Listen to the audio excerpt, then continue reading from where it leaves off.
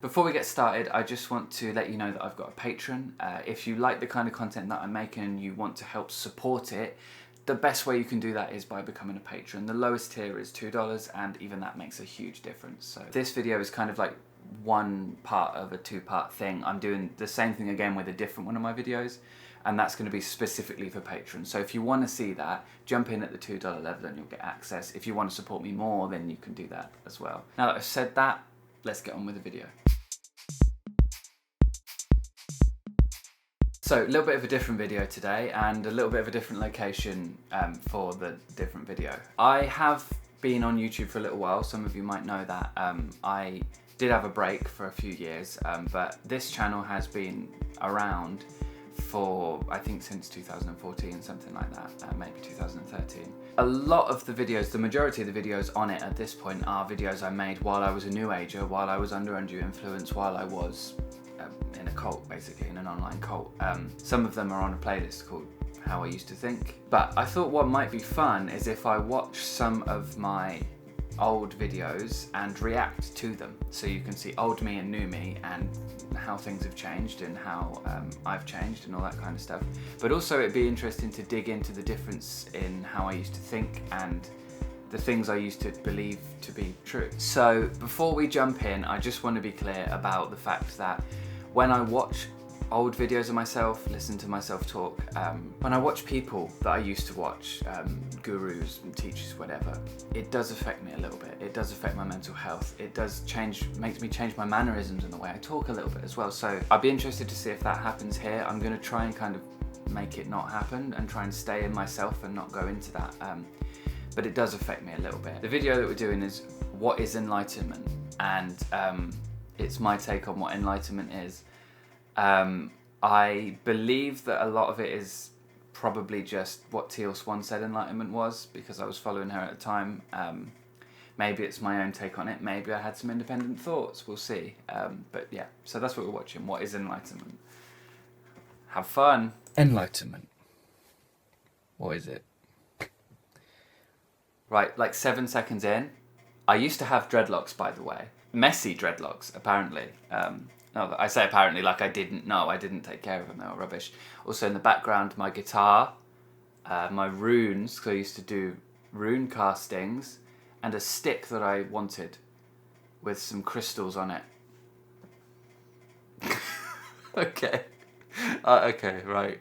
This is already strange. If we're looking at the literal meaning of the word, enlightenment means two things, essentially. It means light in the darkness, and it also means lightness compared to heaviness. So to enlighten something is to make something lighter, whether that is in terms of... I think it's a good thing to be on the same page. I don't know where I'm getting these definitions from. Also, I've paused it now and like a reptile. Illuminati confirmed. Sort of the volume of light. Whoa! Those cult eyes. That's weird. Like, the look in my eyes. That's strange. Got Russell Brand look in my face there. Like a Russell Brand kind of unhinged kind of look. That's... wow. Wow.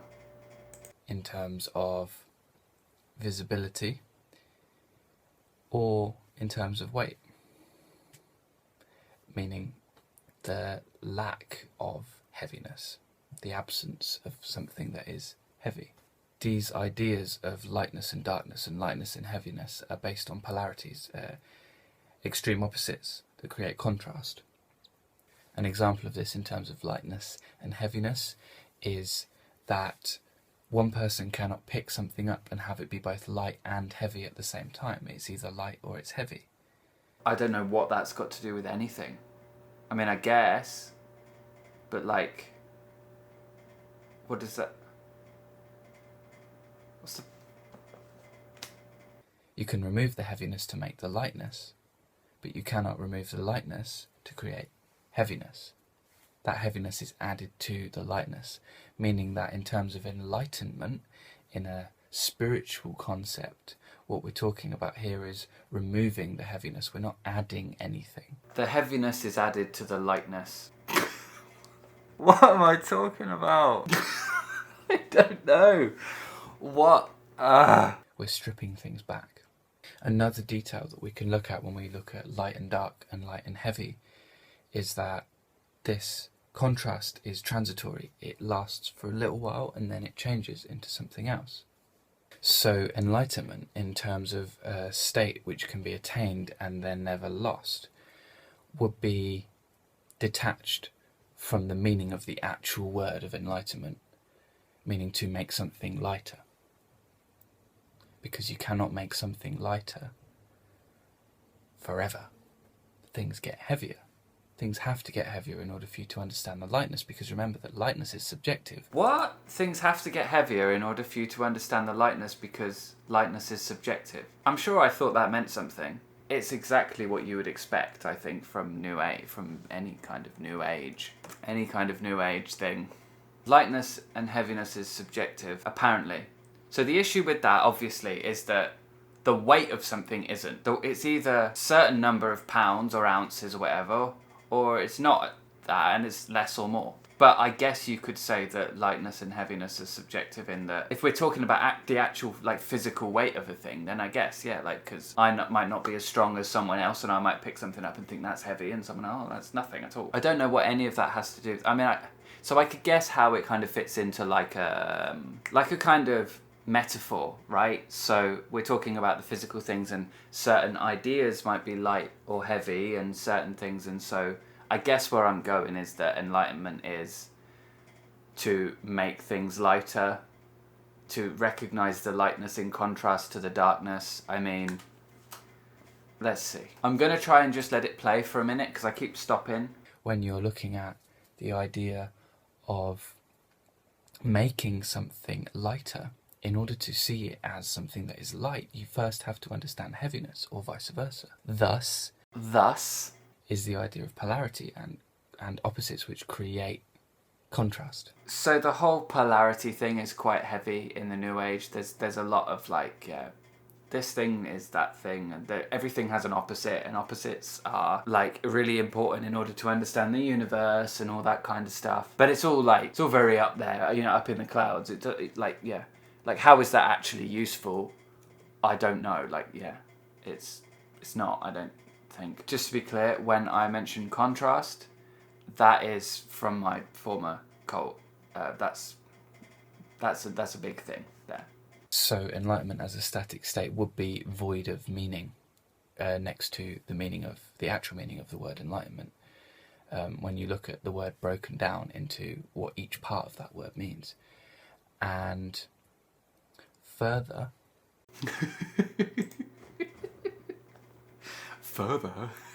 Okay, stop it. Just watch the video.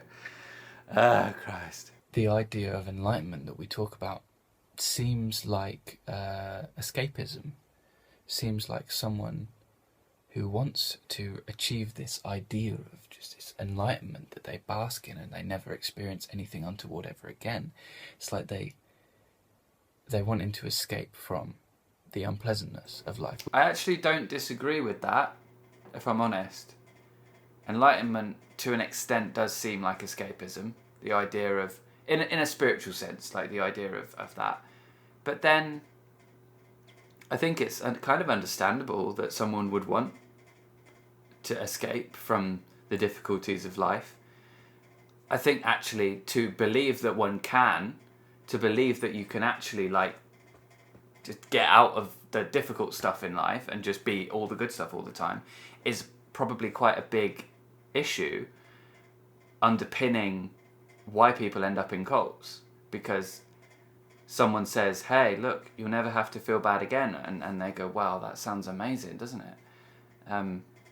Yeah, interesting. But in truth, if you try to escape from that unpleasantness in life, then what's happening is you're trying to escape from life itself. Because the way that life is change, life is flow. Just look at everything. Everything in life has one and another next to it. You cannot escape from what we call duality, this polarity, this difference that creates contrast in life. Why? Because that is what life is.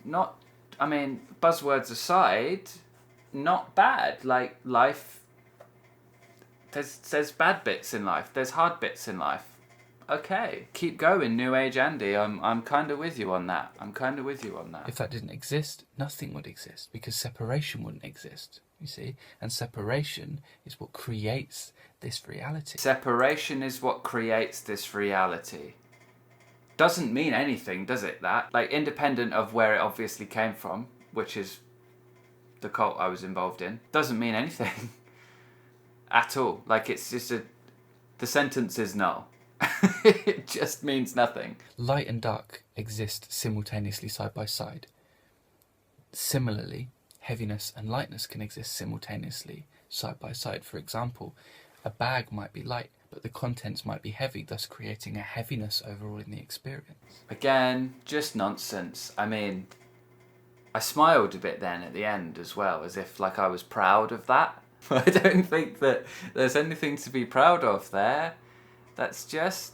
I'm just saying words. Like, I'm literally just saying words. Okay, let's keep going. A candle in the centre of a room might be light, but surrounded by that, in the areas that the candle's light cannot reach to, is darkness.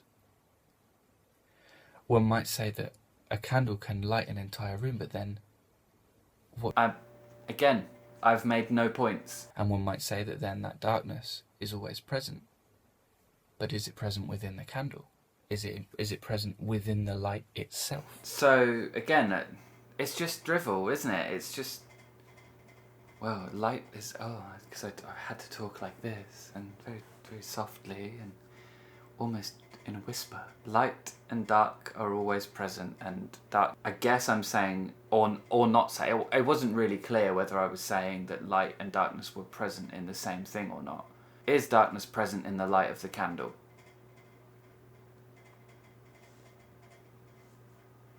Who cares? What do you mean? What do you actually mean? You're not saying anything. However, everything is one thing. Everything is one thing. What does that mean? Seriously, since I, was this person, there's been a significant raising of the bar of, what I'm willing to accept as, true. And, as evidence for what I'm willing to accept as true. I feel like when I say things now, my sentences are filled with, words which, when put together, mean something.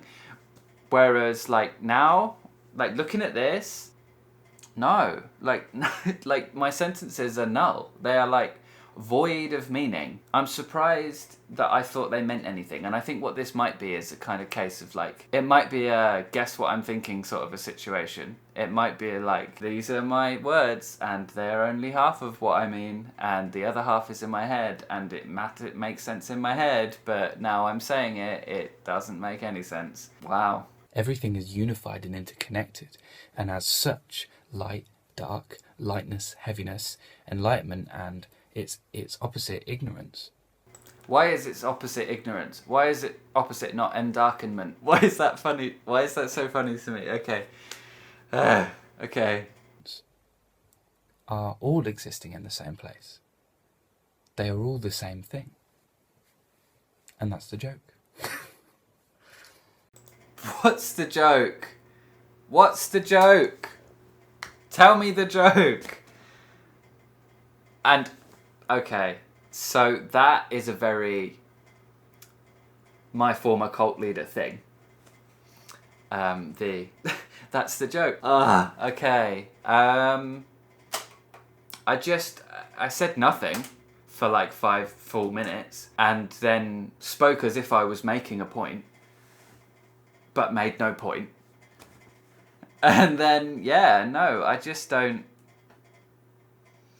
I don't know what I mean. I don't know what I mean. And that's the end. Okay. So I don't know what I think to that. It's obviously just me saying nothing for 5 odd minutes and then acting like I've said something. I think that's what happened there. It's very difficult to tell if that's what happened there, but I think that's what happened. Wow, that's something else, isn't it? I can take these off now. I don't know why I've still got them on because I can't. There's no sound in there. Weird. I think that's kind of all I can say. Weird. Just a weird old word salad, wasn't it? Anyway, I hope you enjoyed the video.